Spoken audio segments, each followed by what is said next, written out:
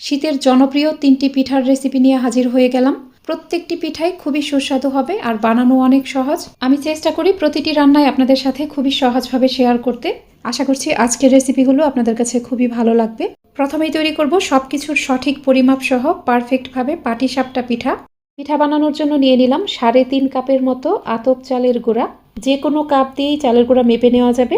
আমি এখানে 525 গ্রামের মতো চালের গুঁড়া নিয়েছি। এখানে ভেজা অথবা শুকনো যে কোনো চালের গুঁড়াই নেওয়া যাবে।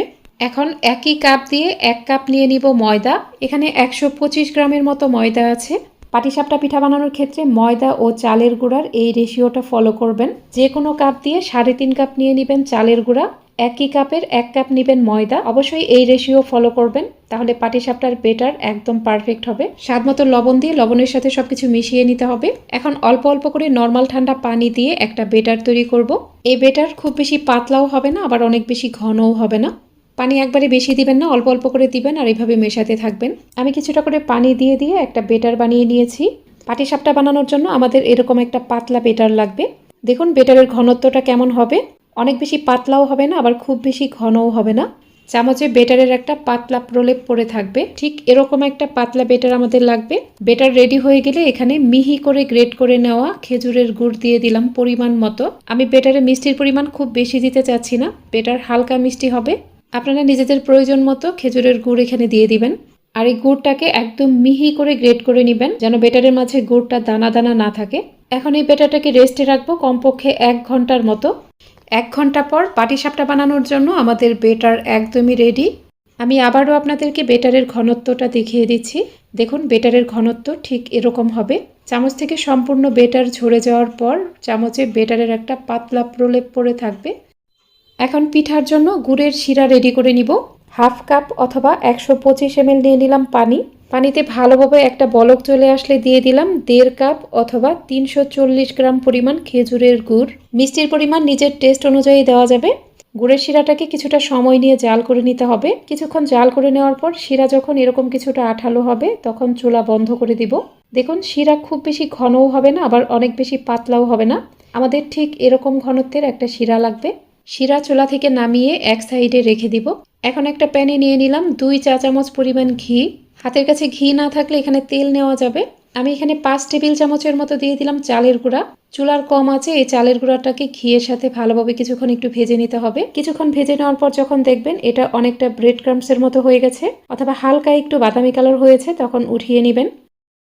এখন এই প্যানেই 1 লিটার পরিমাণ নিয়ে নিলাম লিকুইড দুধ। অবশ্যই একটু ভালো মানের দুধ নেওয়ার চেষ্টা করবেন। পাশের চুলায় দুধটাকে আমি কিছুক্ষণ জাল করে নিয়েছি। এই 1 লিটার দুধকে আমি 6 থেকে 7 মিনিটের মতো সময় নিয়ে ভালোভাবে ফুটিয়ে নিয়েছি। এখানে দিয়ে দিলাম 3টা এলাচ। দুধটাকে আরেকটু ফুটিয়ে নেওয়ার পর চুলা বন্ধ করে দিয়েছি।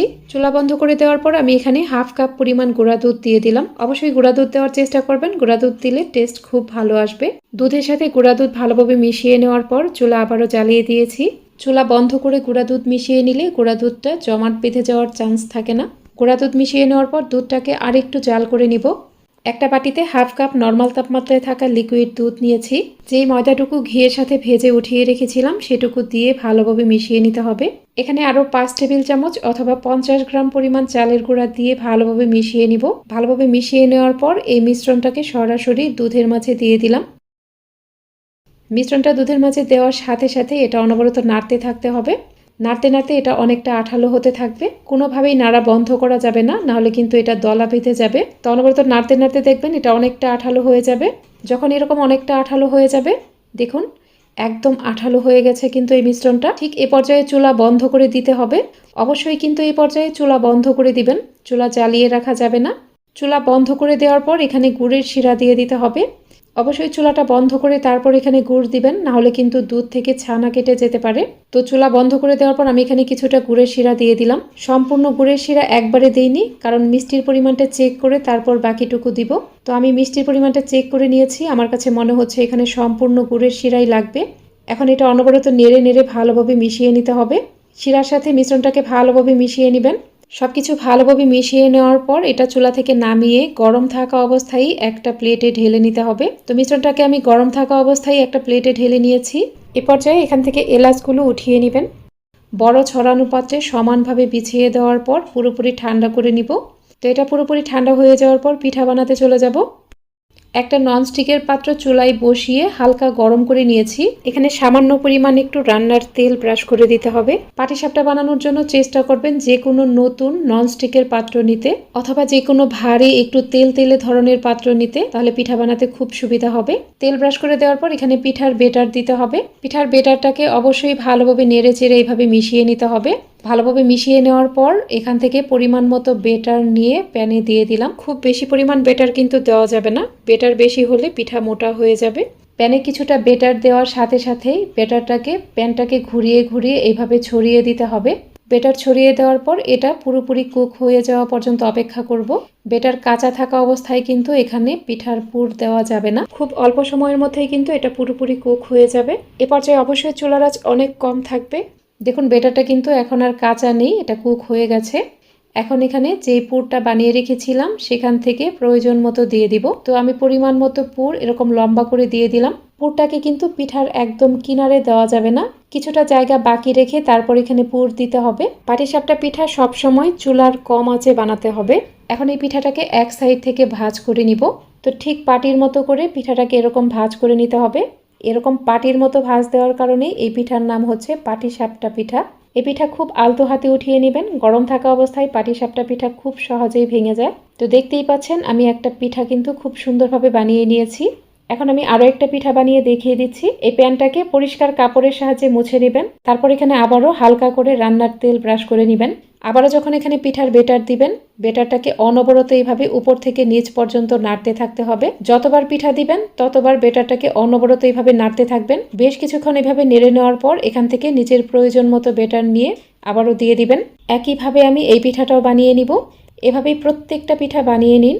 আমার আজকের এই পাটিসাপটার পিঠার রেসিপিটি আপনাদের কাছে ভালো লাগলে অবশ্যই আমার ইউটিউব চ্যানেলটিকে সাবস্ক্রাইব করে পাশে থাকা অল লেখা বাটনটাতে ক্লিক করে রাখবেন। আর ভিডিওটি যারা ফেসবুক থেকে দেখছেন তারা অবশ্যই আমার ফেসবুক পেজটিকে লাইক ও ফলো করে রাখবেন। আমার সম্পূর্ণ রেসিপি ফলো করে পাটিসাপটা পিঠা বানালে কখনোই এই পিঠা বানাতে আপনি ব্যর্থ হবেন না।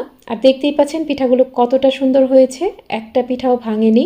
আমি কতগুলো পিঠা কিন্তু বানিয়ে নিয়েছি। পাটিসাপটা পিঠা ঠান্ডা হয়ে যাওয়ার পরে খেতে বেশি ভালো লাগে। আমার সম্পূর্ণ রেসিপি ফলো করে পাটিসাপটা পিঠা এইভাবে বানিয়ে ফেলুন। পাটিসাপটা বানাতে গিয়ে যারা বারবার ব্যর্থ হচ্ছেন তাদের জন্য এটি পারফেক্ট একটা রেসিপি হবে। এবার চলুন সবচেয়ে সহজ এবং পারফেক্টভাবে হাতে কাটা সেমাই পিঠা তৈরি করি। এই পিঠাটি খেতে এত বেশি মজার হয়। প্রথমেই একটা প্যানে নিয়ে নিলাম 4 কাপ পরিমাণ আতপ চালের গুঁড়া। গ্রামের হিসাব করলে এখানে 640 গ্রামের মতো চালের গুঁড়া আছে। যেই কাপ দিয়ে চালের গুঁড়া মাপবেন চেষ্টা করবেন কাপের সমান সমান করেই নিতে, কারণ পিঠার ডো বানানোর জন্য এই কাপের সাহায্যে আমাদের সবকিছু মেপে নিতে হবে।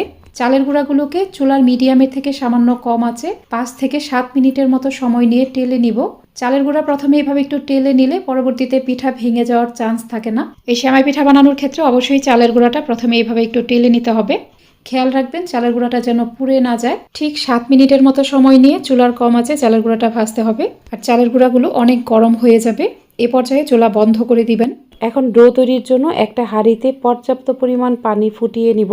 এই পানিটাকে বেশ কিছুক্ষণ সময় নিয়ে ফুটিয়ে নিতে হবে। প্রায় 6 থেকে 7 মিনিটের মতো সময় নিয়ে পানিটাকে ফুটিয়ে নিয়েছি।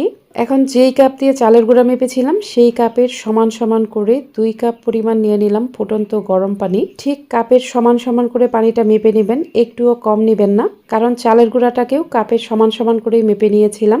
আমি এখানে আরও হাফ কাপ পানি এক্সট্রা নিলাম। পরবর্তীতে লাগলে এই পানিটা অ্যাড করে দিতে হবে। পানিতে স্বাদ মতো লবণ দিয়ে দিতে হবে। একটা বলক চলে আসার সাথে সাথেই ভেজে রাখা চালের গুঁড়া দিয়ে দিলাম। চালের গুঁড়াটাকে ভালোভাবে নেড়ে চেড়ে পানির সাথে মিশিয়ে নিব। আমার কাছে মনে হচ্ছে এখানে আরও কিছুটা পানি লাগবে। যেই হাফ কাপ পানিটা আলাদা করে রেখেছিলাম সেটুকু দিয়ে দিলাম। হাফ কাপ গরম পানি দেওয়ার পর এখানে এক্সট্রা করে আরও 4 টেবিল চামচের মতো গরম পানি দিলাম। অর্থাৎ এখানে 2 কাপ ও আধা কাপ পানির থেকেও আরও 4 টেবিল চামচ পানি বেশি লেগেছে। এখন এটা ভালোভাবে নেড়ে চেড়ে মিশিয়ে চুলার কম আঁচে ঢেকে রাখবো প্রায় 6 থেকে 7 মিনিটের মতো। অবশ্যই চুলার কম আঁচে এটা ঢেকে রাখতে হবে। প্রায় 7 থেকে 8 মিনিট পর ঢাকনা খুলে নিলাম। এ পর্যায়ে ডোটা কিন্তু পারফেক্টভাবে হয়ে গেছে। সেমাই পিঠা তৈরির জন্য ডোটা আমাদের একদমই রেডি। এখন এখান থেকে কিছুটা অংশ নিয়ে ভালোভাবে মথে নিতে হবে। অবশিষ্টগুলো ঢেকে রাখবেন, খেয়াল রাখবেন এটা যেন ঠান্ডা না হয়ে যায়। গরম থাকা অবস্থায় যত তাড়াতাড়ি সম্ভব কিছুটা করে ডো নিয়ে এভাবে মথে নিতে হবে। এ পর্যায়ে অবশ্যই এই ডোটাকে খুব ভালোভাবে মথে নেবেন। দেখুন আমি কিছুটা অংশ নিয়ে ভালোভাবে মথে নিয়েছি। আর এই মথে নেওয়া অংশটাকে অবশ্যই যে কোনো গরম জায়গায় রাখবেন। আমি এই ডোটাকে একটা হটপটে রেখে ঢাকনা লাগিয়ে দিলাম। হাতের কাছে এরকম হটপট না থাকলে যে কোনো একটা পলিথিনের ভিতরে ডোটাকে রেখে তারপর মুখটাকে ভালোভাবে মুড়িয়ে দিবেন। একইভাবে আমি সম্পূর্ণ ডোটাকে মথে নিয়ে হটপটের মাঝে রেখে দিয়েছি। এখন এখান থেকে একটা করে অংশ নিয়ে এরকম লেচি কেটে নিব। আমি একটা করে অংশ নিয়ে এরকম লম্বা লম্বা চিকন চিকন লতি বানিয়ে নিব। এই গরম গরম ডো দিয়ে কিন্তু খুব সহজেই এরকম লতি বানিয়ে নেওয়া যাবে। অল্প করে করে কিছুটা চালের গুঁড়া ছড়িয়ে দিয়ে তারপর এরকম আলতো করে লতি বানিয়ে নেওয়া যাবে। দেখতেই পাচ্ছেন আমি কিভাবে লতিগুলো বানিয়ে নিয়েছি। এই লতিগুলোকে কিন্তু বাইরে রাখা যাবে না, এগুলোকে যে কোনো হটপট অথবা পলিথিনের ভিতরে রেখে মুখটা লাগিয়ে দিতে হবে। লতি শক্ত হয়ে গেলে কিন্তু পিঠা খুব সহজেই বানানো যাবে না, তাই অবশ্যই এগুলো যে কোনো গরম জায়গায় রাখতে হবে। এখন একটা করে লতি নিয়ে এরকম সেমাই পিঠার মতো কেটে নিতে হবে। দেখুন আমি লতিটাকে কিভাবে ধরে ধরে সেমাই পিঠা বানিয়ে নিচ্ছি। বাম হাতের সাহায্যে কিছুটা করে লতির অংশ বের করে দিবেন আর ডান হাতের সাহায্যে এই লতির অংশটাকে হাত দিয়ে এভাবে ঘষে নেবেন। দেখবেন খুব সুন্দরভাবে সেমাই পিঠা বানানো হয়ে যাবে। এভাবে কয়েকবার প্র্যাকটিস করলেই আপনাদের কাছেও খুবই সহজ মনে হবে। এভাবে করে খুবই অল্প সময়ের মধ্যে কিন্তু অনেকগুলো সেমাই কেটে নেওয়া যায়। যাদের কাছে এই পিঠা বানানো খুবই কঠিন মনে হয় তাদের জন্য আরও সহজ একটা পদ্ধতি দেখিয়ে দিচ্ছি। দেখুন লতি থেকে অল্প অল্প এরকম ছোট ছোট অংশ নিয়ে হাত দিয়ে একটু ঘষে দিবেন। হাত দিয়ে এভাবে একটু ঘষে নিলেই কিন্তু খুব সুন্দরভাবে একটা সেমাই পিঠা বানানো হয়ে যায়। যারা নতুন তারা এভাবে ট্রাই করে দেখবেন। দেখুন আমার সবগুলো সেমাই পিঠা বানানো হয়ে গেছে। এখন একটা ভেজা পরিষ্কার সুতি কাপড়ের সাহায্যে এটা ঢেকে রাখবো, না হলে পিঠাগুলো ফেটে যাবে অথবা শক্ত হয়ে যাবে। পিঠা বানানো হয়ে গেলে অবশ্যই এরকম ভেজা কাপড়ের সাহায্যে ঢেকে রাখতে হবে। এখন চলুন পিঠা বানানোর জন্য বাকি কাজগুলো সেরে নিই। এর জন্য যেই কাপ দিয়ে চালের গুঁড়া মেপেছিলাম সেই কাপের 1 কাপ পরিমাণ পানি একটা পাত্রে নিয়ে নিলাম। এরকম একটা খেজুরের গুড়ের মুঠা নিয়েছি, এখানে 700 গ্রাম পরিমাণ গুড় আছে। এই গুড়টাকে ভেঙে এখান থেকে 4 ভাগের 3 ভাগ অংশ আমরা পিঠার জন্য ব্যবহার করব, বাকি 1 ভাগ রেখে দিতে হবে। পুরোটা গুড় দিলে কিন্তু পিঠা বেশি মিষ্টি হয়ে যাবে। আর পিঠাতে মিষ্টির পরিমাণটা অবশ্যই আপনারা নিজেদের টেস্ট অনুযায়ী দিবেন। পানির মাঝে খেজুরের গুড় দিয়ে দিলাম। এখন এই পানিটাকে ভালোভাবে জাল করে নিতে হবে। সম্পূর্ণ গুড় গলে পানি কিছুটা জাল হয়ে যাবে। এই গুড়ের পানিটাকে প্রায় 4 থেকে 5 মিনিটের মতো চুলার মিডিয়াম আঁচে জাল করব। যখন এরকম হালকা একটু ঘন হয়ে যাবে তখন চুলা বন্ধ করে এটা নামিয়ে ফেলবো। আর দেখুন এই গুড়ের পানির ঘনত্বটা কেমন হবে। এটা অনেক বেশি পাতলা হবে না, আবার অনেক বেশি ঘনও হবে না। এখন একটা প্যানে নিয়ে নিব 3.5 লিটারের মতো লিকুইড দুধ। চেষ্টা করবেন একটু ভালো মানের দুধ নিতে। দুধটাকে অনবরত নাড়তে থাকবো। নাড়তে নাড়তে যখন দেখবেন একটা বলক চলে আসবে সে পর্যায়ে 4টা এলাচ দিয়ে দিলাম। আমি এই 3.5 লিটার দুধকে জাল করে 2.5 লিটার করে নিব। চুলার কম আঁচে দুধটাকে আস্তে আস্তে জাল করবেন আর কিছুক্ষণ পর পর নেড়ে দিবেন। খেয়াল রাখবেন এই দুধের নিচে যেন পুরা লেগে না যায়। এরকম কিছুক্ষণ জাল করে নেওয়ার পর দেখবেন দুধ অনেকটা ঘন হয়ে যাবে। দুধ কিছুটা ঘন হয়ে যাওয়ার পর একটা বাটিতে কিছুটা পানি নিয়ে এখানে 1/2 কাপ দিয়ে দিলাম গুঁড়া দুধ। গুঁড়া দুধটাকে পানির সাথে ভালোভাবে মিশিয়ে এখানে দিয়ে দিব। অবশ্যই এখানে কিছুটা গুঁড়া দুধ দেওয়ার চেষ্টা করবেন, তাহলে পিঠার টেস্ট খুব ভালো আসবে। গুঁড়া দুধের মিশ্রণটা দেওয়ার পর এটা অনবরত নাড়তে থাকতে হবে। নাড়তে নাড়তে দুধটাকে আরও কিছুটা ঘন করে নিতে হবে। দুধটাকে ঘন করে ঠিক 2.5 লিটারের মতো করে নিতে হবে। এর থেকে কিন্তু এটা ঘন করে জাল করা যাবে না।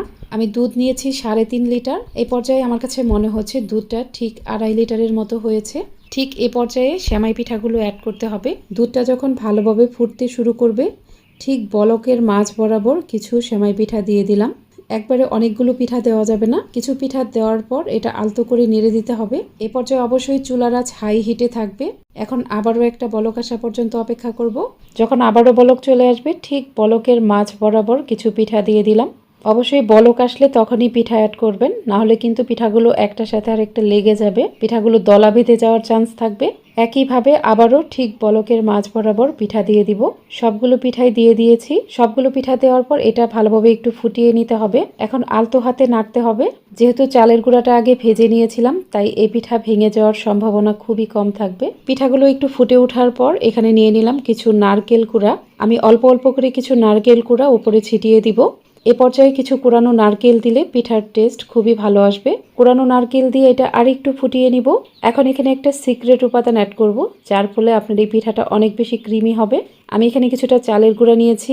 আমার মা এবং শাশুড়ি মায়ের কাছ থেকে এই টিপসটা আমি শিখেছি। এ পর্যায়ে এখানে অল্প করে একটু চালের গুঁড়া ছিটিয়ে দিলে পিঠাটা অনেক বেশি ক্রিমি হয়। আমি খুবই অল্প পরিমাণে একটু চালের গুঁড়া ছিটিয়ে দিলাম। চালের গুঁড়া দেওয়ার সাথে সাথেই আলতো করে নেড়ে দেবেন। খেয়াল রাখবেন এটা যেন দলা বেঁধে না যায়। এরপর আবারও কিছুটা দিয়ে দিলাম, দেওয়ার সাথে সাথেই নেড়ে দিলাম। এভাবে একটু চালের গুঁড়া দিলে কি হয়, পিঠাটা অনেক বেশি ক্রিমি হয়। তো এখন আর পিঠাটা খুব বেশি জাল করব না, আরও 2-1 বার একটু ফুটিয়ে নিব। পিঠাটা কিন্তু এর থেকে বেশি ঘন করা যাবে না, এটা এরকম একটু লিকুইডই থাকবে। আরও 2-1 বার ফুটিয়ে নেওয়ার পরেই চুলা বন্ধ করে দিয়েছি। চুলা বন্ধ করে দেওয়ার পর ঠিক 2 মিনিটের মতো অপেক্ষা করব। 2 মিনিট পর এখানে খেজুরের গুড়ের মিশ্রণটা দিয়ে দিব। এ পর্যায়ে এই খেজুরের গুড়ের মিশ্রণটা যেন হালকা গরম থাকে, এটা একদম ঠান্ডা করা যাবে না। পিঠা কিছুটা গরম থাকবে আর গুড়ের মিশ্রণটাও কিছুটা গরম থাকবে। আমি এখানে পুরোটা গুড়ের মিশ্রণ দেইনি, কিছুটা করে দিয়ে একটু টেস্ট করে দেখছি যেন মিষ্টির পরিমাণটা বেশি না হয়ে যায়। আমি এখানে আরও কিছুটা গুড়ের মিশ্রণ দিয়ে দিলাম। অবশ্যই চুলাটা বন্ধ করে তারপর কিন্তু এখানে গুড় মিশাতে হবে, না হলে কিন্তু দুধটা ছানা কেটে যাওয়ার সম্ভাবনা থাকবে। তো আমার কাছে মনে হচ্ছে এখানে সম্পূর্ণ গুড়ের মিশ্রণটাই লাগবে, আমি সম্পূর্ণটাই দিয়ে দিলাম। আলতো করে সবকিছু মিশিয়ে নিব। আর এখানে কিন্তু আমার একটা পিঠাও ভাঙেনি। আপনার পিঠার ডোটা যদি পারফেক্ট না হয় এই পর্যায়ে কিন্তু অনেক পিঠাই ভেঙে যায়। তো আমার এখানে একটা পিঠা ভাঙেনি, পিঠাগুলো একদম পারফেক্ট হয়েছে। তো আলতো হাতে সবকিছু ভালোভাবে মিশিয়ে নিয়েছি। আর এই পিঠার গ্রেভিটা কিন্তু একদমই ঠিক আছে, কারণ ঠান্ডা হয়ে যাওয়ার পর পিঠা আরো অনেকটাই টেনে যাবে। এরকম অনেকটা লিকুইডই থাকা অবস্থায় যেই পাত্রে পরিবেশন করবেন সেখানে ঢেলে নেবেন। পুরোপুরি ঠান্ডা হয়ে যাওয়ার পর পরিবেশন করলে পিঠার টেস্ট বহুগুণে বেড়ে যাবে। পিঠাটা দেখেই নিশ্চয়ই বুঝতে পারছেন এটা খেতে কতটা মজার হতে পারে। পুরো রেসিপি ফলো করে এইভাবে একবার হলেও ট্রাই করবেন। এখন চলুন দুইটি সহজ পদ্ধতিতে পারফেক্টভাবে ভাপা পিঠা তৈরি করি। একটা বাটিতে নিয়ে নিলাম 4 কাপ অথবা পরিমাণ মতো চালের গুঁড়া। আমি এখানে সেদ্ধ চাল অথবা ভাতের চালের ভেজা গুঁড়া নিয়েছি। চালটাকে 3 ঘন্টার মতো পানিতে ভিজিয়ে রেখে তারপর দোকান থেকে গুঁড়া করে এনেছি। পরিমাণ মতো লবণ দিয়ে চালের গুঁড়ার সাথে ভালোভাবে মিশিয়ে নিতে হবে। এখানে লবণটা এমনভাবে দিবেন যেন এই চালের গুঁড়াটা হালকা নোনতা লাগে। যেহেতু ভেজা চালের গুঁড়া নিয়েছি তাই নর্মাল ঠান্ডা পানি দিতে হবে। শুকনা চালের গুঁড়ি হলে নর্মাল পানির বদলে এখানে হালকা কুসুম গরম পানি দিতে হবে। আমি এখানে অল্প অল্প করে নর্মাল ঠান্ডা পানি দিব আর এইভাবে অনবরত মাখতে থাকবো। মাখতে মাখতে যখন দেখবেন চালের গুঁড়াটা এরকম অনেকটা ঝুরঝুরে হয়ে গেছে, তখন হাতে কিছুটা চালের গুঁড়া নিয়ে এরকম দলা পাকিয়ে দেখবেন। দেখুন দলাটা কিন্তু খুব সহজেই ভেঙে যাচ্ছে, একদম ঝুরঝুরে হয়ে যাচ্ছে। পারফেক্ট ভাপা পিঠা তৈরির জন্য আমাদের এই মিশ্রণটা আর একটু নরম হতে হবে। আমি এখানে আরও কিছুটা পানি দিয়ে আবারও মেখে নিচ্ছি। অবশ্যই পানিটা অল্প অল্প করে দিবেন, একবারে বেশি পানি কিন্তু দেওয়া যাবে না। এখন আবারও দলা পাকিয়ে নিচ্ছি। দেখুন এখন কিন্তু এই দলাটা অনেকটাই শক্ত মনে হচ্ছে। হাত দিয়ে চাপ দেওয়ার ফলে একদম ভেঙে ঝুরঝুরে হয়ে যাচ্ছে না, কিছুটা দলা দলা থাকছে। ভাপা পিঠা তৈরির জন্য চালের গুঁড়ার মিশ্রণটা কিন্তু পারফেক্টভাবে তৈরি হয়েছে। এখন এটা ঢেকে রেস্টে রাখবো প্রায় 15 থেকে 20 মিনিটের মতো। আধা ঘন্টা পর এরকম একটা ছিদ্রযুক্ত চালনি নিয়ে এই চালের গুঁড়াকে চেলে নিতে হবে। চেলে নেওয়ার ফলে কিন্তু এগুলো অনেক মিহি হয়ে যাবে, ফলে পিঠাগুলো খুব সফট হবে। আর চেলে নেওয়ার সাথে সাথেই কিন্তু পিঠা বানাতে চলে যাব। পিঠা বানানোর জন্য আমি এখানে কিছু কোরানো নারকেল ও খেজুরের গুড় নিয়েছি। আর ভাপা পিঠার জন্য এরকম একটা ছাঁচ নিয়েছি। বাজারে নানান ধরনের ভাপা পিঠার ছাঁচ পাওয়া যায়, আপনারা যে কোনো একটা নিয়ে নিতে পারেন। হাতের কাছে এরকম ছাঁচ না থাকলে ঘরে যে মেলামাইন অথবা স্টিলের ছোট ছোট প্লেট থাকে সেগুলো দিয়েও কিন্তু আপনারা ভাপা পিঠা বানিয়ে নিতে পারবেন। এই ছাঁচটা ভালোভাবে ধুয়ে পরিষ্কার করে তারপর শুকিয়ে নিতে হবে। প্রথমে এখানে কিছু চালের গুঁড়া দিয়ে দিলাম। এই চালের গুঁড়াটাকে কিন্তু হাত দিয়ে চেপে চেপে নেবেন না, তাহলে পিঠা শক্ত হয়ে যাবে। চালের গুঁড়াটা আলতো হাতে এভাবে একটু মিশিয়ে তারপর এখানে গুড় দিয়ে দিলাম। গুড় দেওয়ার পর দিতে হবে নারকেল। এখানে নারকেল গুড় সবকিছুই আপনারা নিজেদের প্রয়োজন মতো দিবেন। এরপর এর উপরে আরও কিছুটা চালের গুঁড়া দিয়ে দিলাম, আলতো করে দিবেন। উপরে একটু চালের গুঁড়া দেওয়ার পরে তার উপরে আবারও গুড় ও নারকেল দিয়ে দিব। আপনারা নিজেদের পছন্দ মতো করে সবকিছু অ্যাড করে দিবেন। গুড় ও নারকেল দেওয়ার পর উপরে আবারও চালের গুঁড়া দিয়ে আলতো করে এইভাবে মিশিয়ে নিব। এটা কিন্তু হাত দিয়ে খুব বেশি প্রেস করা যাবে না, তাহলে পিঠা শক্ত হয়ে যাবে। হাত দিয়ে এরকম আলতো করে মিশিয়ে নিতে হবে। এখন এটা ঢেকে দেওয়ার জন্য আমাদের লাগবে পরিষ্কার সুতি কাপড়। হাতের কাছে পরিষ্কার সুতি কাপড় অথবা নেট থাকলে সেটা ধুয়ে তারপর দিয়ে দিবেন। কাপড়টাকে অবশ্যই পানিতে ভিজিয়ে তারপর এরকম চিপে চিপে পানি ঝরিয়ে নিতে হবে। কাপড়ের সাহায্যে পুরো ছাঁচটাকেই মুড়িয়ে নিয়েছি। আর ভাপা পিঠা বানানোর জন্য আমি চুলায় নর্মাল একটা হাঁড়ি বসিয়ে দিয়েছি। আজকে আমি দুইভাবে আপনাদেরকে ভাপা পিঠা বানিয়ে দেখাবো। এর জন্য নর্মাল একটা পাত্র নিয়েছি। পাত্রের অর্ধেকটা পরিমাণ পানি নিয়ে পানিটা ভালোভাবে ফুটিয়ে নিতে হবে। এরপর এরকম একটা ছাঁকনি নিয়েছি। আমাদের সবার ঘরেই সাধারণত এই ছাঁকনিটা থাকে। গরম পানির উপর ছাঁকনিটা বসিয়ে এর উপরে ভাপা পিঠার ছাঁচ দিয়ে দিলাম। কাপড়টা আলতো করে সরিয়ে তারপর ভাপা পিঠার ছাঁচ উঠিয়ে নিলাম। চারপাশ থেকে কাপড়টা ভাঁজ করে পিঠা ঢেকে দিবেন। এরপর উপরে আরেকটা ঢাকনা দিয়ে পিঠা ঢেকে দিতে হবে। এই পিঠা হতে প্রায় 5 থেকে 6 মিনিটের মতো সময় লাগবে। 5 থেকে 6 মিনিট পর কাপড়টা সরিয়ে নিলাম। পিঠা কিন্তু পারফেক্টভাবে হয়ে গেছে। এখন এই ছাঁকনিটা ধরেই পিঠা নামিয়ে ফেলব। দেখতেই পাচ্ছেন ভাপা পিঠা কতটা সুন্দর হয়েছে। আরও একটা পিঠা বানিয়ে নিব। প্রত্যেকটা পিঠা বানানোর আগে কাপড়টা ভালোভাবে পানি দিয়ে ধুয়ে নেবেন। প্রতিবার পিঠা বানানোর আগে পিঠার ছাঁচটাকে ভালোভাবে ধুয়ে তারপর মুছে শুকিয়ে নেবেন। আমি একইভাবে আরও একটা পিঠা বানিয়ে নিয়েছি।